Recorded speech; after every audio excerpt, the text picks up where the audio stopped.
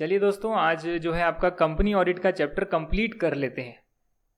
पूरी तरह से कंप्लीट हो जाएगा। एक रिवाइंड भी आपको करवा देता हूँ क्या क्या टॉपिक हम कर चुके हैं। कंपनी ऑडिट जब स्टार्ट हुआ था तो हमने देखा था कि कौन कंपनी का ऑडिटर बन सकता है, और हमने ये क्वालिफिकेशन में पढ़ा था। कौन कंपनी का ऑडिटर नहीं बन सकता है वो डिस्क्वालिफिकेशन में पढ़ा था।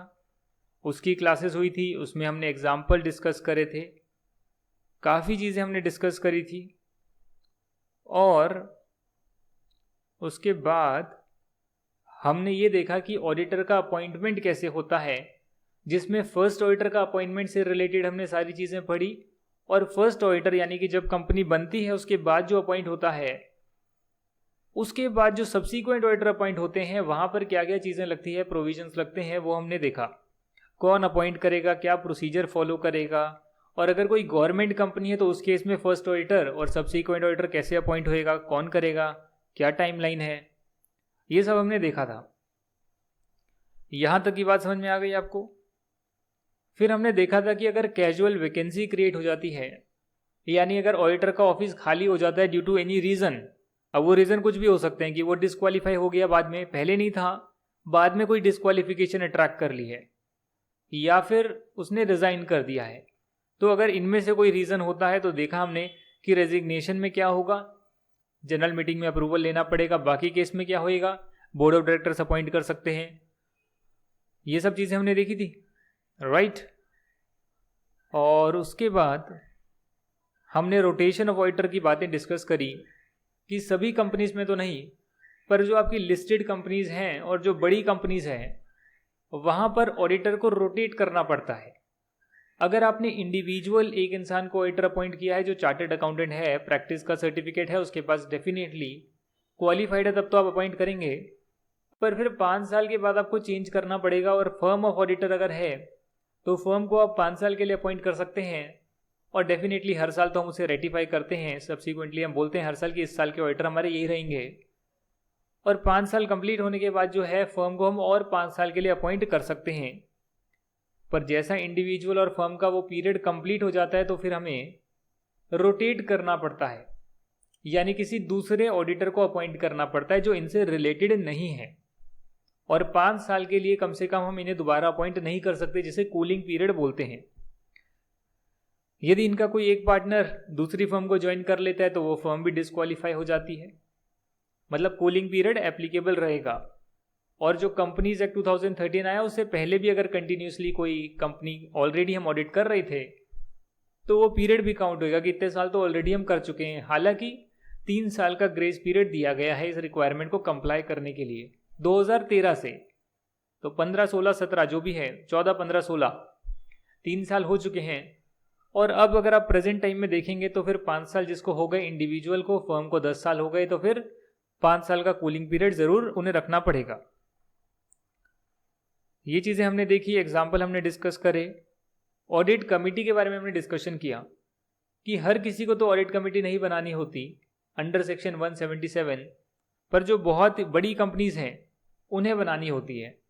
अब जैसा मैं बड़ी कंपनी बोलता हूँ तो वहाँ पे टर्नओवर की रिक्वायरमेंट आ जाती है, paid up share capital, borrowing की रिक्वायरमेंट आ जाती है, डिपॉजिट लिया है उसकी रिक्वायरमेंट आ जाती है। तो ये सब चीज़ें आपको लर्न करनी पड़ेगी, रिमेंबर रखनी पड़ेगी। सीए में आपकी 2 चीज़ें टेस्ट होती है, एक है कॉन्सेप्चुअल क्लैरिटी की बात समझ में आती है, ऑडिट कमेटी कोई है, ऑर्गेनाइजेशन है, क्या रोल्स है, ड्यूटीज़ हैं, क्या होती होगी, उसकी एक अंडरस्टैंडिंग है। और फिर जो चीज़ें इसमें याद रखने वाली है वो भी आपको याद है। तो दोनों चीज़ें टेस्ट होती है। अगर किसी की समझ बहुत स्ट्रांग है तो भी 50% तो उसे हो ही जाएगा, और बाकी का 50% जो रट्टाफिकेशन है उसमें से 10-20% भी कर लिया तो पास तो हो सकते हैं इस पेपर में। सीए में यही खास बात है, इसीलिए कई लोग मैंने ऐसे देखे हैं, जैसे कि अभी एक न्यूज़ में आए थे कई साल पहले कि 57 ईयर्स में सीए का कोर्स स्टार्ट किया और 60 ईयर्स में कंप्लीट किया। तो यदि देखा जाए तो 57 ईयर्स में बंदे को क्या याद रहेगा, कुछ याद ही नहीं रहेगा उसे। इतनी उम्र में कोई याद हो पाता है इतना सारा? नहीं हो पाएगा। कितने सारे हमने देखे जो 30 साल में, 35 साल में चार्टर्ड अकाउंटेंट बनते हैं। तो कैसे बन पाते हैं, वो भी सीए फाइनल को क्लियर करके। ये तो इंटरमीडिएट है, उसमें तो बहुत कुछ याद करना पड़ता है। वो इसीलिए बन पाते हैं क्योंकि सीए में आपके जो प्रैक्टिकल सब्जेक्ट है वो तो प्रैक्टिकल ओरिएंटेड है ही। उसमें तो 90% आपका प्रैक्टिकल ओरिएंटेड है, कॉस्ट अकाउंटेंसी, फाइनेंशियल मैनेजमेंट। हाँ 10 नंबर का थ्योरी आता होगा, हो सकता है कई बार 15 से 20 नंबर का थ्योरी आता है, बट वो 10 नंबर की थ्योरी प्रैक्टिकल ओरिएंटेड होती है। अकाउंटेंसी हो गया, financial management, cost accountancy. Taxation जो है प्रैक्टिकल इंप्लीकेशन मालूम है तो लॉ प्लस प्रैक्टिकल इंप्लीकेशन, तो उसके प्रैक्टिकल क्वेश्चन ज़्यादा पूछते हैं, है ना। न्यूमेरिकल क्वेश्चन ज़्यादा आते हैं आपके, 80% वही आते हैं। तो यहाँ पर आप ये देखेंगे कि जो प्रैक्टिकल आपके पेपर्स हैं वो तो आप कर ही सकते हैं, और जो थियोरेटिकल पेपर्स आते हैं जैसे लॉ का हो गया, ऑडिट का हो गया, तो उसमें भी केस स्टडीज, MCQs अब आ गए हैं। पहले नहीं थे बट फिर भी पहले केस स्टडीज तो आती थी ना, 5-5 नंबर के 20 नंबर का केस स्टडी आ गया। तो वहाँ पर आपकी प्रैक्टिकल एप्लीकेशन चेक हो रही है, और बहुत सारे ऐसे क्वेश्चन आते थे जहाँ पर उस पर्टिकुलर प्रोविजन की अंडरस्टैंडिंग के बलबूते पर आप आंसर लिखकर आ सकते हैं, और पूरे नहीं मिलेंगे तो आधे तो मिल जाएंगे। 8 नंबर का क्वेश्चन आया है, 8 नहीं मिलेंगे तो 4 नंबर तो मिल जाएंगे, अगर आपको चीज़ों की अंडरस्टैंडिंग है, सही आंसर अटेम्प्ट करने की कोशिश करते हो, रट्टा नहीं मारा हुआ है, पर जब चीज़ें समझी है तो उसके बारे में तो बोल पाओगे ना। वही चीज़ें हैं। सीए कोई मुश्किल एग्जाम नहीं है, आपका प्रैक्टिकल स्ट्रांग है तो प्रैक्टिकल डेफिनेटली आप पूरे नंबर लेकर आइए, 80-90 नंबर का आप करके आइए, ठीक कर आइए। और थ्योरेटिकल सब्जेक्ट है, नहीं रट्टाफिकेशन लगता है तो कोई बात नहीं, 50 तो आपका एप्लीकेशन बेस्ड ही है। कंपनी ऑडिट वगैरह हो गया, चीज़ों की बातें हमने समझी, ऑडिट कैसे किया जाता है, इंडिपेंडेंस, कॉन्फिडेंशियलिटी, ऐसे हमने समझे, तो उसकी जो चीज़ें हमने समझी है उतना आप जो समझ कर लिख सकते हो, बनाकर लिख सकते हो, उससे भी आपका 50% तो हो जाएगा। बाकी 50% में थोड़ा बहुत रट्टाफिकेशन कर लो, जैसे कंपनी ऑडिट का चैप्टर मैंने आपको बताया, ये अगर अच्छे से आपने रट्टाफिकेशन में थोड़ा सा हेल्प कर लिया तो 50% कॉन्सेप्चुअल, 50% रट्टाफिकेशन, ये चैप्टर आपका 10-15 नंबर का हो गया जो पेपर में आने वाला है। पुराना सारा आपने समझ लिया, 1-2 बार रिवाइज कर लिया तो बस, उसके बाद फिर आगे का ठीक से हो या ना हो, समझ रहे हैं आप, समझ के जितना हो जाएगा काम चल जाएगा उससे आपका। और अगर आपका ये थ्योरी सब्जेक्ट स्ट्रांग है तो फिर डेफिनेटली आप ये कर ही सकते हैं, तो मुश्किल नहीं है। हायर एज में भी लोग बन रहे हैं। कारों की रिपोर्टिंग हमने देखी, सभी क्लॉजेस हमने देखे, रिमूवल ऑफ ऑडिटर पे हमने चर्चा करी कि ऑडिटर को उसका टाइम जब 1 साल का पूरा हो जाता है फिर हम रिमूव करना चाहते हैं, क्योंकि अपॉइंट तो 5 साल के लिए किया था, तब क्या होएगा। और अगर वो 1 साल का पीरियड भी है, या पहला साल हो गया, दूसरे साल का पीरियड चल रहा है, कैसा भी है, पर वो कंप्लीशन से पहले ही, वो पर्टिकुलर ईयर कंप्लीट से पहले हटाना चाहते हैं, तो तब क्या होगा, सेंट्रल गवर्नमेंट की अप्रूवल लेनी पड़ेगी। बात समझ रहे हैं आप। सीलिंग और नंबर ऑफ ऑडिट पे चर्चा करी, जिस पे क्वेश्चन आ सकता है। टैक्स ऑडिट के लिए 60 नंबर ऑफ ऑडिट है और वैसे 20 नंबर ऑफ ऑडिट है, जिसमें कई कंपनीज नहीं आती है। ये चीज़ें हमने डिस्कस करी थी। और फिर आपका क्या क्या डिस्कस कर लिया था, पावर डिस्कस करी, राइट डिस्कस करे, ऑडिटर की ड्यूटी क्या क्या होती है, उसमें रिपोर्टिंग की ड्यूटी है, ड्यूटी टू रिपोर्ट फ्रॉड है, वो सब चीज़ें हमने डिस्कस करी। ये देखिएगा आप यहाँ पर, इंटरनल फाइनेंशियल कंट्रोल, ये बाद में रिक्वायरमेंट आई, मेरे टाइम नहीं थी, उसके बाद आई है ये, तो ये चीज़ भी आपको आनी चाहिए। और उसके बाद अच्छा, कारो अब आया है, हाँ कारो की रिक्वायरमेंट अब आया है, तो पहले क्या था, पहले जो मैंने कहा था कारो है, क्या लिखा था वहाँ पे, ऑडिट कमिटी, ठीक है, ऑडिटर रेम्यूनरेशन, अच्छा, फिर removal of auditor, ceiling on number of audit, उसके बाद पावर, राइट्स, ड्यूटीज क्या होनी चाहिए, और उसके बाद कारो की रिक्वायरमेंट, और उसके बाद हमने अभी डिस्कस किया था, कल की क्लास में किया था शायद, डिस्क्लोजर इन ऑडिटर रिपोर्ट और जॉइंट ऑडिट, ब्रांच ऑडिट, ये चीज़ें हमने डिस्कस करी है। वेरी इंपॉर्टेंट, अगर आप ऑडिट में आते हैं, ऑडिट करना चाहते हैं, तो ये चैप्टर तो आपको आना ही चाहिए। और जो मैंने स्टार्टिंग का पहला, दूसरा, तीसरा चैप्टर करवाया था, जो 15-20 क्लासेज हैं, वो आपको आनी चाहिए, उसके बेसिस पर आप ऑडिट कर सकते हैं। आज की क्लास में आपका ये चैप्टर कंप्लीट करेंगे हम, तो इसीलिए मैंने एक छोटा सा रीकैप दे दिया, क्या क्या टॉपिक्स हमने करे हैं। रिवीजन तो नहीं करवाई, बट एक रीकैप दे दिया कि ये चीज़ें हम कर चुके हैं। जैसे सीरियल में रीकैप आता है ना, आपने अभी तक देखा, अब आगे, और वही चीज़ करी है। कॉस्ट ऑडिट अभी हम करेंगे, तो आपको इसके लिए कुछ बातें बता देता हूँ यहाँ पर मैं, कि क्या कॉस्ट ऑडिट सबको करवाना होता है या कुछ ही कंपनीज को करवाना होता है। द आंसर इज कि कॉस्ट ऑडिट जो है वो सबको नहीं करवाना होता। यहां पर एक लिस्ट जारी करी है, मैं बता देता हूं कौन कौन सी है। रेगुलेटेड सेक्टर की एक लिस्ट है, रेगुलेटेड सेक्टर की लिस्ट है, लिस्ट आपके कोर्स में नहीं है, और बाकी बच गई वो नॉन रेगुलेटेड सेक्टर की लिस्ट है। Non regulated sector. रेगुलेटेड में क्या आएगा? टेलीकम्युनिकेशन, आपके ड्रग्स वगैरह आ गए, फार्मास्यूटिकल जो कंपनीज आती है, और नॉन रेगुलेटेड में भी कुछ कंपनीज आती है, कुछ टाइप की इंडस्ट्रीज आती है, कुछ सेक्टर आते हैं, कंपनी नहीं सेक्टर आते हैं। तो गवर्नमेंट ने दो कैटेगरीज में डिवाइड किया कि ये पर्टिकुलर जो सेक्टर आएंगे रेगुलेटेड या नॉन रेगुलेटेड, इन पर्टिकुलर सेक्टर में जो कंपनी ऑपरेट करेगी उस पर कॉस्ट ऑडिट की रिक्वायरमेंट या फिर कॉस्ट रिकॉर्ड बनाने की रिक्वायरमेंट लगेगी।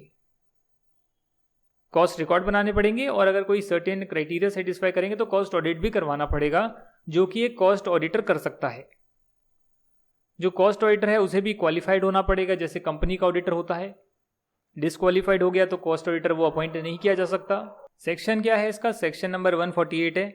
क्या होता है सेक्शन? नामकरण होता है, मतलब नाम नहीं होता, सेक्शन का नाम होता है, एक नंबरिंग होती है वो फर्स्ट, सेकेंड, थर्ड, फोर्थ, क्योंकि एक्ट में लिखते हैं ना बहुत सारी बातें, तो कुछ बातों के लिए एक नंबर डाल देते हैं। कल को अगर उस बात के बारे में बात करना हो, रेफरेंस देनी हो, तो उस नंबर का रेफरेंस दिया जाता है कि as per section number 148 of the companies act 2013। कहीं भी डिस्कशन करेंगे सेक्शन का रेफरेंस देंगे तो समझ में आएगा कि अच्छा इस सेक्शन की बात करी जा रही है। क्या लिखा हुआ है यहाँ पे? The audit conducted under this section shall be in addition to the audit conducted under section 143। Section 143 में जो स्टैट्यूटरी ऑडिट होती है वो तो अलग है, हर कंपनी को करवानी होती है। उसके एडिशन में कुछ कंपनीज को, कुछ सेक्टर में जो कंपनीज ऑपरेट कर रही है और क्राइटेरिया सेटिस्फाई करती है कुछ टर्नओवर वगैरह की लिमिट का, तो उन्हें कॉस्ट रिकॉर्ड बनाने होते हैं, कॉस्ट ऑडिट करवानी होती है। सेक्शन 148 ने सेंट्रल गवर्नमेंट को पावर दी है कि वो ऑर्डर से स्पेसिफाई कर सकती है कि किसी को ऑडिट करवानी पड़ेगी, कॉस्ट ऑडिट करवानी पड़ेगी। Further, central government may by order in respect of such class of companies engage in the production of such goods और प्रोवाइडिंग सच सर्विसेज। कौन कौन सी सर्विस है सर? यहाँ बताया ना मैंने आपको, रेगुलेटेड और नॉन रेगुलेटेड। इसमें टेलीकम्युनिकेशन, ड्रग्स आ गए। नॉन रेगुलेटेड में और बहुत सारी सेक्टर आ गए जिसकी लिस्ट है, तो टेबल ए टेबल बी में अगर आप डाउनलोड करेंगे, ये कॉस्ट ऑडिट के जो रूल्स हैं उसमें गिवन है, वहाँ से आप देख सकते हैं। आपके कोर्स में नहीं है, सीए फाइनल में भी शायद नहीं है। क्या लिखा था यहाँ पे? Such class of companies providing such goods और services as may be prescribe direct that particulars relating to the utilization of material और लेबर और other items of cost as may be prescribed shall be included in the books of accounts kept by that class of companies। बस यही लिखा हुआ है कि आपको जो है कॉस्ट के रिकॉर्ड बनाने पड़ेंगे, और कॉस्ट रिकॉर्ड का मतलब है कि यूटिलाइजेशन ऑफ मटेरियल की डिटेल। यूटिलाइजेशन का मतलब जैसे हम कॉस्ट में पढ़ते हैं कि पर्टिकुलर मटेरियल कितना यूज़ हो रहा है, मटेरियल कितना यूज़ हो रहा है फिनिश प्रोडक्ट बनाने के लिए, तो एक यूनिट बनाने के लिए कितना यूज़ हो रहा है, पर यूनिट बेस पे यूटिलाइजेशन हो गई। लेबर कितनी यूज़ हो रही है, अदर आइटम की कॉस्ट क्या आ रही है पर यूनिट बेसिस पर, तो वही कंपनीज बनाएगी जिसको सेंट्रल गवर्नमेंट ने प्रिस्क्राइब किया है। सेंट्रल गवर्नमेंट ने नोटिफाई भी कर दिए हैं companies cost records and audit rules, जिसमें आप पढ़ सकते हैं कौन सी क्लासेस ऑफ कंपनीज है। रेगुलेटेड, नॉन रेगुलेटेड सेक्टर में टेबल ए टेबल बी में दे रखी है, और उस सेक्टर में जो कंपनी ऑपरेट कर रही है उन पर रिक्वायरमेंट लगेगी मेंटेनेंस ऑफ कॉस्ट रिकॉर्ड्स। और रूल 3 में गिवन है, क्या गिवन है कि भैया ऐसी कंपनीज जिनका टर्नओवर प्रोवाइडेड उन सेक्टर में ऑपरेट कर रही हो, ऐसी कंपनी जो उन सेक्टर में ऑपरेट कर रही है जिसकी लिस्ट टेबल ए टेबल बी में गिवन है, और रूल 3 वगैरह आप पढ़ लेना, कोर्स में नहीं है। From its product and services, from all its product and services 35 crore रुपए और मोर, 35 करोड़ और मोर है during the immediately preceding financial year, तो उन्हें कॉस्ट रिकॉर्ड बनाने पड़ेंगे। उन्हें अपनी बुक्स ऑफ अकाउंट्स में कॉस्ट रिकॉर्ड को इंक्लूड करना पड़ेगा। कॉस्ट रिकॉर्ड का मतलब है utilisation of material, labour, overheads, other items etcetera. These company also include foreign company which are defined under section 2 subsection 42 of the act, but exclude a company classified as a micro enterprise or a small enterprise, including as per the turnover criteria provided under micro, small and medium enterprise। मतलब जो turnover के base पर बताते हैं कि ये micro है नहीं है, टर्नओवर बहुत ही कम होता है तो 35 करोड़ तक जाएगा तो माइक्रो स्मॉल एंटरप्राइज वैसे ही नहीं रहेगी, उन माइक्रो स्मॉल एंटरप्राइज पर ये रूल्स नहीं लगते। जो है 2 कैटेगरीज में डिवाइड किया, regulated sector, non regulated sector, उन्हें कॉस्ट रिकॉर्ड बनाने पड़ेंगे, और रूल 5 के हिसाब से उन्हें जो कॉस्ट रिकॉर्ड्स बनाने हैं वो फॉर्म नंबर CRA 1 में बनाने हैं, और ये जो फॉर्म है ये भी आपके कोर्स में गिवन नहीं है। जैसे ऑडिट रिपोर्ट का फॉर्मेट होता है या किसी चीज़ का फॉर्मेट होता है, वैसे ही कॉस्ट रिकॉर्ड को बनाने का एक फॉर्मेट गिवन है, उसमें आपको बनाने पड़ेंगे। मुझे ध्यान आ रहा है, ये तो मैंने देखा भी, एक दो मैंने कॉस्ट ऑडिट देखी थी जिसमें CRA 1 कर वो पूरी डिटेल दे रखी थी, material utilisation, labour etcetera etcetera. किसी कंपनी की मैंने देखी थी जब मैं ऑडिट करने जाता था। The cost record shall be maintained on regular basis in such manner as to facilitate the calculation of per unit cost of production और cost of operation, cost of sales, margin for each of its products and activities for the financial year on monthly, quarterly, half yearly, annual basis. Per unit पर अगर आप दोगे और आप महीने की, quarter की, हाफ ईयरली, एनुअल की यूनिट्स बता दोगे, उसके बेस पर हम कैलकुलेशन कर सकते हैं, तभी तो कॉस्ट रिकॉर्ड का फ़ायदा है।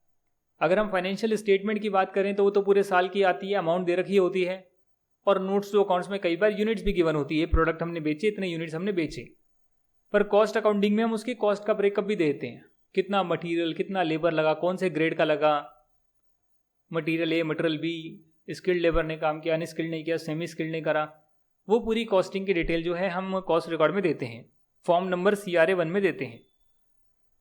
Additionally as per clause 6 of paragraph 3 of CARO तो हमने पढ़ाई है, उसमें एक रिक्वायरमेंट आती है क्लॉज 6 में कि ऑडिटर को रिपोर्ट करना होता है, स्टैट्यूटरी ऑडिटर को, कि मेंटेनेंस ऑफ रिकॉर्ड अगर सेंट्रल गवर्नमेंट ने स्पेसिफाई किए तो क्या वो रिकॉर्ड्स बनाए गए हैं या नहीं बनाए गए। एप्लीकेबिलिटी ऑफ कॉस्ट ऑडिट, जी हाँ, कॉस्ट रिकॉर्ड की मैंने आपको बात बता दी। 35 करोड़ या उससे ज़्यादा का टर्नओवर है, प्रोवाइडेड वो उस पर्टिकुलर क्लास ऑफ कंपनी की हम बात कर रहे हैं जिस सेक्टर में ऑपरेट कर रही है, रेगुलेटेड या नॉन रेगुलेटेड, तो उन्हें कॉस्ट रिकॉर्ड तो बनाने होंगे। माइक्रो एंटरप्राइज और स्मॉल एंटरप्राइज को नहीं बनाने होंगे। अब कॉस्ट ऑडिट की बात करते हैं, रूल नंबर 4 में दे रखा है। कॉस्ट ऑडिट किनको करवाना होगा वो रूल 4 में गिवन है। जो रेगुलेटेड सेक्टर है उनके लिए अलग लिमिट है कि इस लिमिट से एक्सीड करेगा टर्नओवर तो कॉस्ट ऑडिट करवाना होगा, और जो नॉन रेगुलेटेड सेक्टर्स हैं जहां पर गवर्नमेंट कम कंट्रोल रखती है वहां पर अलग लिमिट है। रेगुलेटेड सेक्टर में जो लिमिट है वो टर्नओवर की लिमिट है 50 करोड़ और मोर। देखिए 35 करोड़ और मोर का टर्नओवर है, रेगुलेटेड सेक्टर में ऑपरेट करती है कंपनी, तो कॉस्ट रिकॉर्ड तो बनाने हैं। पर अगर टर्नओवर 50 करोड़ या उससे ज़्यादा का हो गया और रेगुलेटेड सेक्टर में कंपनी ऑपरेट कर रही है तो कॉस्ट ऑडिट भी करवानी है, जो कि कॉस्ट अकाउंटेंट कर सकता है। साथ में जो टोटल इनका टर्नओवर आ रहा है सारे प्रोडक्ट से वो तो 50 करोड़ और मोर है, and the aggregate turnover of the individual product और service for which cost records are required to be maintained under rule 3 is 25 crore और मोर। क्या कह रहे हैं ये कह रहे हैं रेगुलेटेड सेक्टर में जिन पर्टिकुलर आइटम्स के लिए, शायद आइटम्स वर्ड यहां पर रह गया था, कि जो इन रेगुलेटेड सेक्टर में ऑपरेट कर रहे हैं उसमें जो आइटम्स बताए गए हैं उस आइटम का material wise, labour wise utilisation की डिटेल रखनी पड़ेगी, कॉस्ट रिकॉर्ड रखने पड़ेंगे। तो यहाँ पर ये कह रहे हैं कि अगर उन रेगुलेटेड सेक्टर में ऑपरेट करने वाली कंपनीज का टर्नओवर 50 करोड़ या उससे ज़्यादा का हो गया, सभी प्रोडक्ट सर्विस का मिलाकर, और साथ में जिनके लिए कॉस्ट रिकॉर्ड प्रिस्क्राइब करे गए हैं उनका एग्रीगेट, जी हाँ, उन सभी प्रोडक्ट आइटम्स का एग्रीगेट 25 करोड़ या उससे ज़्यादा हो गया तो कॉस्ट ऑडिट भी करवानी होगी। एंड लिखा है दोनों कंडीशन सेटिस्फाई होनी चाहिए, एग्रीगेट टर्नओवर 50 करोड़ और more for the companies operating in regulated sector, and साथ में जो है 25 करोड़ और मोर उन आइटम्स का जिनके लिए कॉस्ट रिकॉर्ड बनाने होते हैं। सबका मिलाकर 25 करोड़ से ज़्यादा का आ गया, 50 करोड़ का टोटल आ गया, दोनों कंडीशन सेटिस्फाई हो गई, कॉस्ट ऑडिट भी करवानी पड़ेगी। और जो नॉन रेगुलेटेड सेक्टर में उनके लिए लिमिट थोड़ी सी बढ़ा दी, उनके लिए एग्रीगेट टर्नओवर 100 करोड़ का कर दिया, 100 करोड़ या उससे ज़्यादा डबल कर दिया। और यहाँ पर जो है एग्रीगेट टर्नओवर जिन आइटम्स के लिए, जिन सर्विसेज के लिए कॉस्ट रिकॉर्ड बनाने ज़रूरी हैं, उन सभी आइटम्स का टोटल 35 करोड़ उससे ज़्यादा हो गया, दोनों कंडीशन सेटिस्फाई हो गई, तो फिर कॉस्ट ऑडिट इन्हें भी करवानी होगी। कौन कर सकता है कॉस्ट ऑडिट? वो है कॉस्ट अकाउंटेंट। अपॉइंट कौन करेगा? बोर्ड। रेमुनरेशन कौन फिक्स करेगा? मेंबर्स बताएंगे कि क्या रेमुनरेशन हो सकती है या किस मैनर में रेमुनरेशन को फिक्स किया जा सकता है।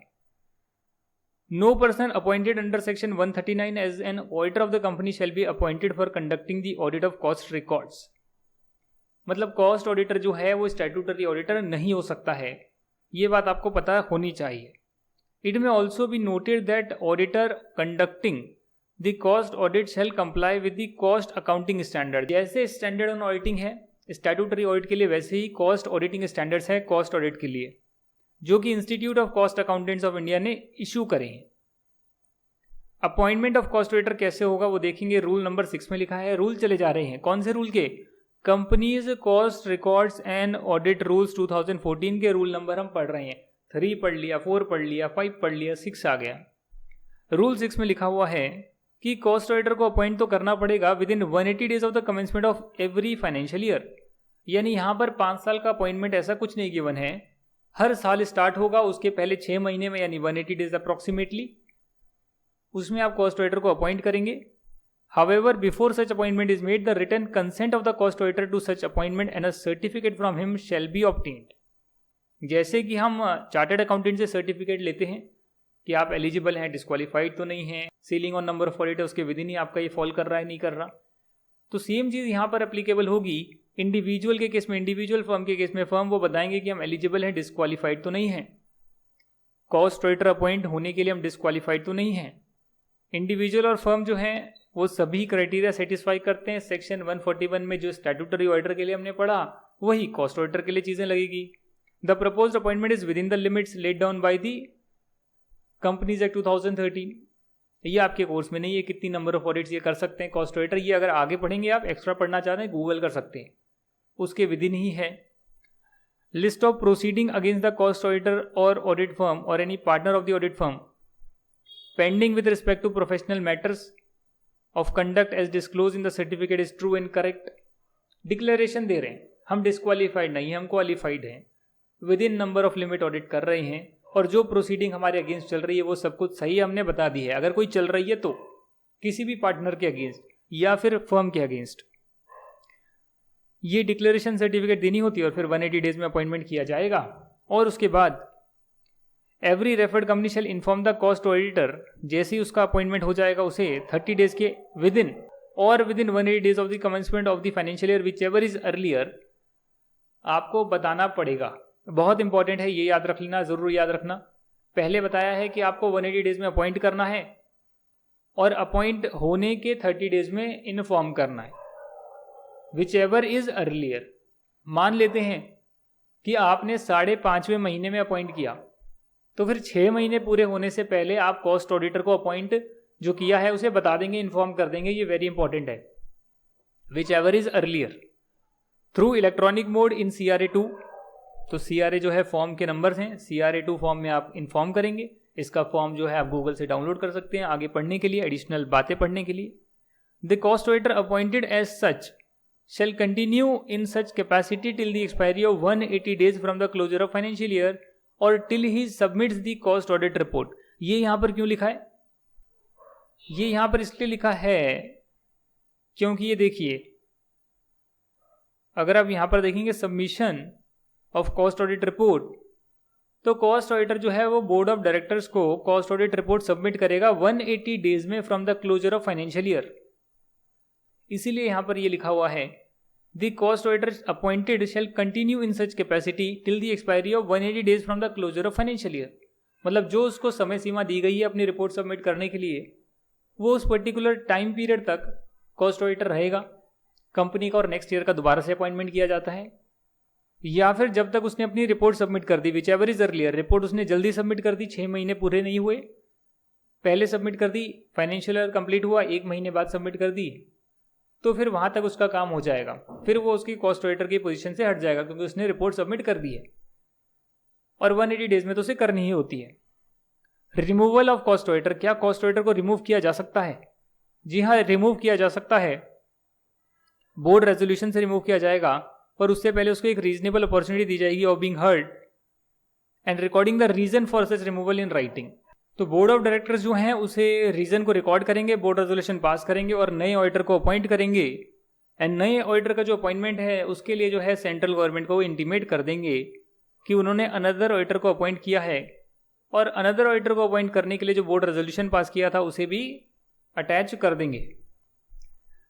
ये जितनी भी चीज़ें दे रखी है रिमूवल ऑफ ऑडिटर, इससे कॉस्ट ऑडिटर के राइट्स नहीं चले जाते जो उसको राइट्स मिले हैं कि such cost auditor to resign from such office of the company. मतलब कॉस्ट ऑडिटर चाहे तो वो खुद भी रिजाइन कर सकता है, उसके पास भी राइट्स हैं। अब बात करते हैं casual vacancy of the cost auditor. जैसे हमने देखा था कि स्टैट्यूटरी ऑडिटर जो है वो भी रिजाइन कर सकता है, तो सिमिलरली जो कॉस्ट ऑडिटर है वो भी रिजाइन कर सकता है, राइट? हाँ जी। Any casual vacancy in the office of the cost auditor whether due to resignation, death और removal shall be filled by board of directors within 30 days of occurrence of such vacancy and the company shall inform the central government inform CRA2। ये देखिए CRA2 within 30 days of such appointment of the cost auditor. मतलब form CRA2 तो रख लिया है कि अगर आप कॉस्ट ऑडिटर अपॉइंट कर रहे हैं तो आप सेंट्रल गवर्नमेंट को इंटीमेट करेंगे, क्योंकि सेंट्रल गवर्नमेंट ने ही अपने ऑर्डर के तहत रिक्वायरमेंट डाली है कि आपको कॉस्ट ऑडिट करवाना पड़ेगा, कॉस्ट रिकॉर्ड बनाने पड़ेंगे। तो उसी रिक्वायरमेंट को पूरा करने के लिए आप सेंट्रल गवर्नमेंट को ही फॉर्म नंबर CRA2 में इन्फॉर्म कर देते हैं। कैजुअल वैकेंसी हो गई, दूसरा ऑडिटर अपॉइंट किया, बोर्ड ऑफ डायरेक्टर्स कर सकते हैं, रिमूव करना है बोर्ड ऑफ डायरेक्टर्स कर सकते हैं, दूसरा ऑडिटर अपॉइंट करना है बोर्ड ऑफ डायरेक्टर्स कर सकते हैं, कॉस्ट ऑडिट के केस में सब कुछ बोर्ड ऑफ डायरेक्टर्स कर सकते हैं और फॉर्म नंबर CRA2 में इन्फॉर्म करेंगे सेंट्रल गवर्नमेंट को। रेम्यूनरेशन ऑफ कॉस्ट ऑडिटर कौन फिक्स करता है? भाई जिस कंपनी में ऑडिट कमिटी है तो वहां पर बोर्ड जो है वो इंडिविजुअल या फिर फर्म को कॉस्ट ऑडिटर अपॉइंट कर सकते हैं, इंडिविजुअल कॉस्ट अकाउंटेंट या firm of cost accountant in practice, उन्हें कॉस्ट ऑडिटर अपॉइंट कर सकते हैं on the recommendation of audit committee which shall also recommend the remuneration for such cost auditor. मतलब कि रिकमेंड ऑडिट कमिटी करती है, appoint board of directors करते हैं और ऑडिट कमिटी रिकमेंडेशन के साथ साथ रेम्यूनरेशन भी रिकमेंड करती है। इसके दायरे में ही रेम्यूनरेशन दी जाएगी, ऐसा कॉस्ट ऑडिटर लाइए। Remuneration recommended by audit committee shall be considered and approved by the board of directors and ratified subsequently by the shareholders। मतलब जो ऑडिट कमेटी ने रेम्यूनरेशन बताई है, आपको सलाह दी है, सजेशन दिया है, बोर्ड ऑफ डायरेक्टर्स भी अप्रूव करेंगे और मेंबर्स को भी वो बताएंगे कि भाई हम ये रेम्यूनरेशन देना चाहते हैं, एक्सेप्टेड है नहीं है, मेंबर्स भी रेटिफाई करेंगे। साथ में जो कंपनीज है जहां पर ऑडिट कमेटी नहीं है वहां पर बोर्ड जो है, बोर्ड ऑफ डायरेक्टर्स जो हैं वो अपॉइंट कर लेंगे इंडिविजुअल को या फर्म को as cost auditor and remuneration of cost auditor shall be ratified by the shareholder subsequently. यानी ऑडिट कमेटी है तो ऑडिट कमेटी रिकमेंडेशन दे सकती है, अल्टीमेटली तो बोर्ड ऑफ डायरेक्टर्स ही अपॉइंट करते हैं, अप्रूव करते हैं रेम्यूनरेशन और फिर जो है शेयर होल्डर जो है उसे रेटिफाई कर लेते हैं। Qualification, disqualification, right, duties, obligation of cost auditor जो हैं वो जो हमने कंपनी ऑडिटर के पढ़े सेम टू सेम यहाँ पर एप्लीकेबल रहेंगे। Applicable to the auditor under this chapter shall also be applicable to the cost auditor so far as may be applicable. देखा आपने, स्टैट्यूटरी ऑडिटर का पढ़ा दिया और उसके बाद कॉस्ट ऑडिट में कहा कि जो हमने स्टैट्यूटरी ऑडिट में डिस्कस किया है, राइट, ड्यूटीज, ऑब्लिगेशन, वही सब कॉस्ट ऑडिट में भी लगेगी, कॉस्ट ऑडिटर के लिए भी लगेगी। तो इसीलिए जब मैं अपना टैक्सेशन का बैच पढ़ाता हूँ तो मैं CA इंटरमीडिएट का टैक्सेशन का बैच पढ़ाता हूँ और जो हमारे कॉस्ट अकाउंटेंसी कर रहे हैं स्टूडेंट्स CA में, इंटर में हैं, वहाँ पर मैं भी लिख देता हूँ so as far applicable to your syllabus you can also join the same batch. जैसा एक्ट में लिखा है वैसी चीज़ें हम फॉलो करते हैं क्योंकि सेम है, कोर्स सेम है, बिल्कुल सेम कोर्स है।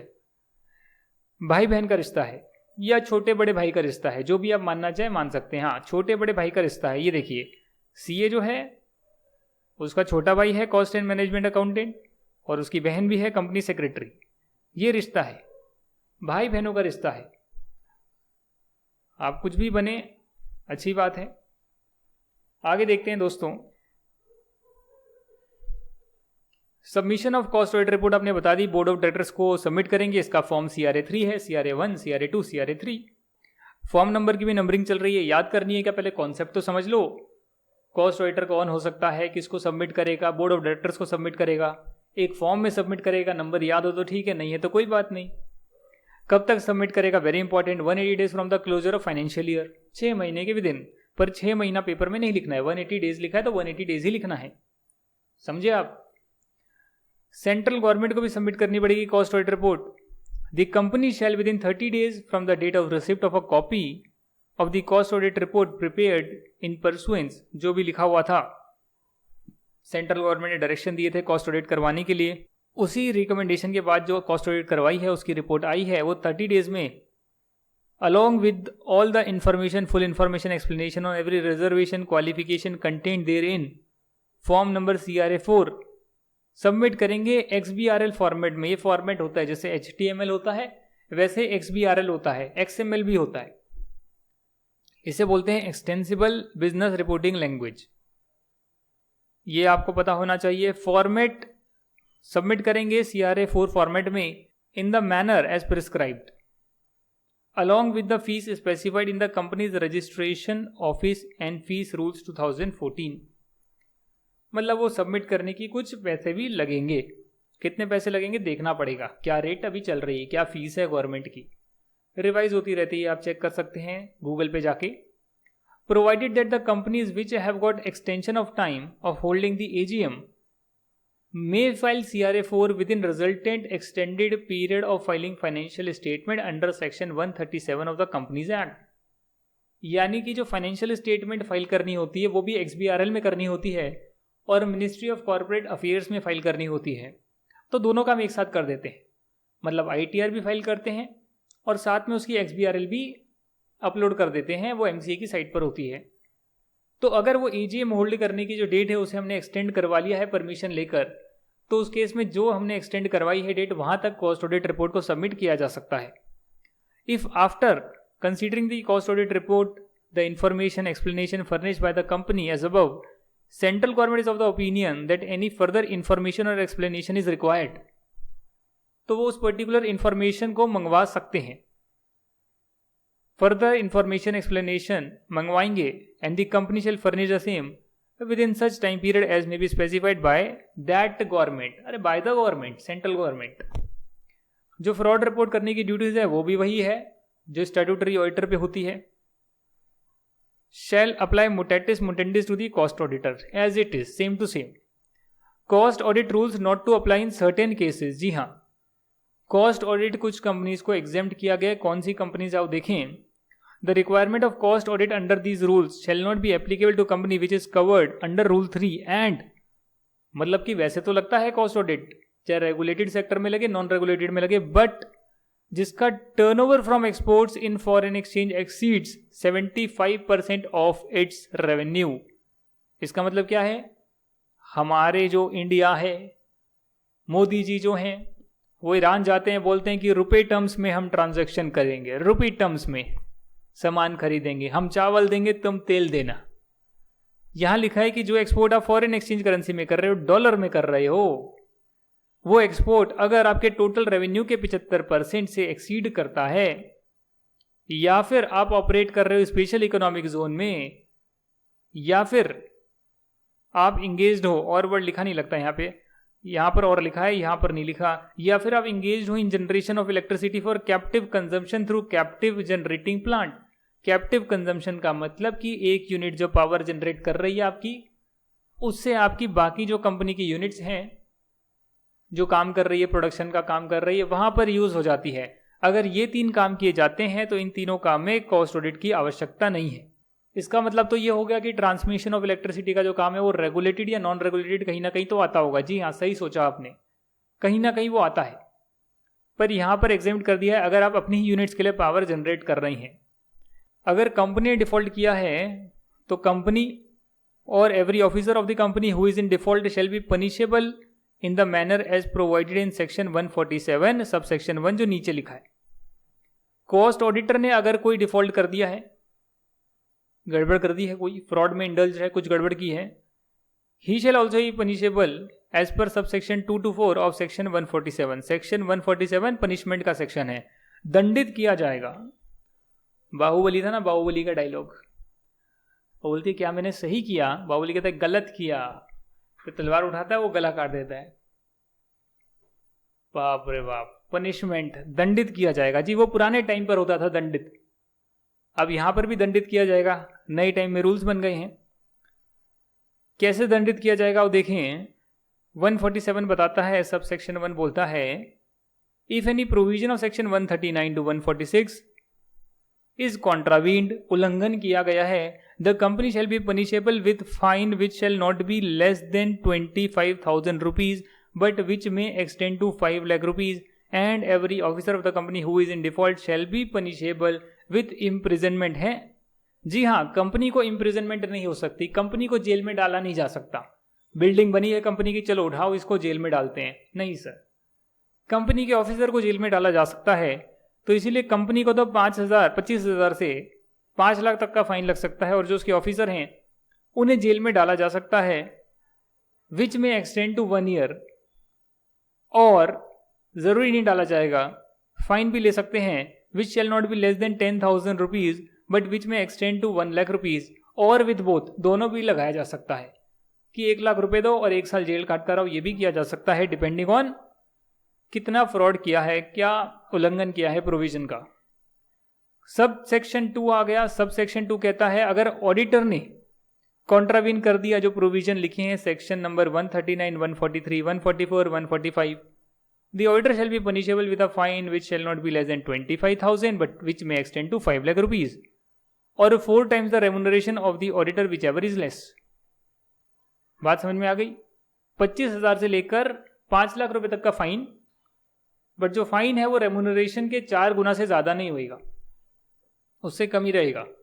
It may be noted that if an auditor has contravened such provision knowingly or willfully with intention to deceive the company or its shareholders और दी क्रेडिटर और tax authorities, यानी कि auditor company से मिलकर नहीं कर रहा है बट कंपनी पर ही फ्रॉड कर रहा है, कंपनी को धोखा दे रहा है, उसके क्रेडिटर को धोखा देना चाहता है, टैक्स अथॉरिटी को धोखा देना चाहता है, शेयर होल्डर को धोखा देना चाहता है कंपनी के, he may be punishable with imprisonment, फिर जेल की टर्म आएगी, which may extend to 1 year, minimum term नहीं है sir 1 year, extend to 1 year, 1 दिन की भी जेल हो सकती है, 1 साल की भी हो सकती है, and with fine which shall not be less then 50,000 rupees, and लिखा है, मतलब जेल होनी तो तय हो गई, फिर इस केस में और वर्ड नहीं लिखा है, पर जेल 1 दिन की होगी 1 साल की होगी मालूम नहीं, and with a fine which shall not be less then 50,000 rupees but which may extend to 25 lakh rupees और 8 times the remuneration of the auditor which ever is less.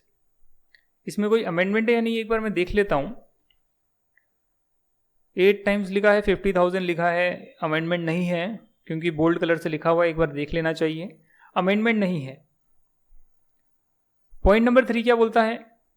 Point number 3 बोलता है, सब सेक्शन 3 बोलता है, where an auditor has been convicted under section sub section 2 of section 147, उसे refund तो करना ही पड़ेगा जो रेमुनरेशन उसे मिली है कंपनी से, और साथ में उसे डैमेजेस भी देना पड़ेगा जिन अथॉरिटीज को उसने धोखा दिया है, मेंबर्स को धोखा दिया है, क्रेडिटर्स को धोखा दिया है, वो भरपाई भी करनी पड़ेगी, डैमेजेस भी देने पड़ेंगे।